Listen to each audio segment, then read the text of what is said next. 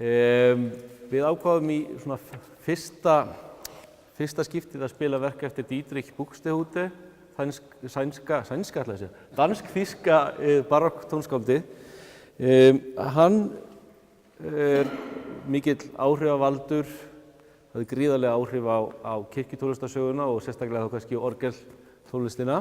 Hann fæddur 1637. Danir segja hann sé Dani, Þjóðverjar segja hann sé Þjóðverji. Hann var allavega búsettur, pappans var organisti í Helsingborg sem reyndar á Skáni í Svíþjóð en tilheyrir þá Danmörku og svo í Kaupmannahöfn. Og Strauxi fylgdi í fótspor föður síns, lærði að vera orgelleikari og var organisti á Helsingeyri í Danmörku, Helsingborg í Svíþjóð og við Maríukirkjur í báðum borgunum áður en hann flutti til Lübeck í Norður-Þýskalandi þar sem hann fór að starfa við Maríukirkjuna. Þannig að hann starfaði 3 kirkjur sem allar voru Maríukirkjur. Hann sennilega hefur hann lært í Hamborg eitthvað, hann er ekki til heimildir námsferilinn, en hann var allavega pennavinur manna og tónskálda sem voru þar við nám hjá Scheidemann. Hann sem sagt fór til Lübeck og það fylgdi nú svona, þegar þú tókst við að einhverjum merkum manni, hvort sem var skósmiður, eða organisti, þá þurfti hann mjög gjarnan að giftast forveraðins í starfi og það gerði að sjálfsögðu Buxtehude til að fá góðu stöðu í Maríukirkjunni í Lübeck þegar að Franz Tunder forverans féll frá. Þú máttir eiginlega stundum held ég velja hvort þú giftist dótturinni eða ekkjunni, en hann giftist þess að dótturinni. Þar starfaði hann til dauðadags 1707 og skildi eftir sig stórkostlegt safn tónverka. Orgelverkunum má skipta í 4, 5, jafnvel 6 hópa.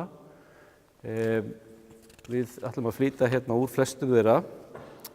Magnús, sem tekur á móti okkur hérna við kirkjuna sína í Langholtskirkju, hann byrjaði að spila sjakkonu sem tilheyrir þrástefjaverkunum.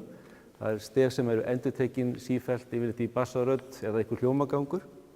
Þau eru reyndar bara 3 hjá Buxtehude og við heyrum 2 þeirra hér í kvöld. Hún Helga Þórdís ætlar að spila fyrir okkur sálmforleik næst. Sálmforleikirnir það svona stærsti hópur verkana eftir hann og það sem sagt sálmalína sem við heyrum í þessum sálmforleikjum, heyrum við hana yfirleitt. Við heyrum hana og sér sól og rödd, þannig að hún er nokkuð skýr í gegn og hann skreytir svo sálmalínuna svona í spunakenndu stíl. Þess má geta að árið 1703 þá rölti 18 ára stráklingur frá Arnstadt þarna norður eftir til Lübeck, einhverja 400 kílómetra, fékk leyfi frá vinnuveitendum sínum til að vera burtu í 4 vikur. Við spáðum við labbið 400 kílómetra hvora leið, labbið 12 tíma á dag, þá tekur það samt viku að labba. Hann fekk bara viku frí í 4 vikur, þannig að hann ætlaði greinilega ekkert að stoppa lengi. En hann skrópaði reyndar, hann mætti ekki í 4 mánuði í vinnuna aftur.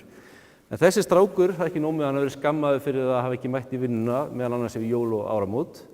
Heldur var hann líka skammaður fyrir það að þegar hann kom tilbaka þá urðu forspilin hans að sálmónum algjörlega óskiljanleg. Söfnuðurinn þekkti ekki lögin. Hann þessi strákur sem hét Johann Sebastian Bach, hann hefur lært þennan ósið af Buxtehude að skreyta svona mikið sálmforleikina sína, sálmana þá. Ég ætla að tala aðeins minna og leyfa Helgu að spila.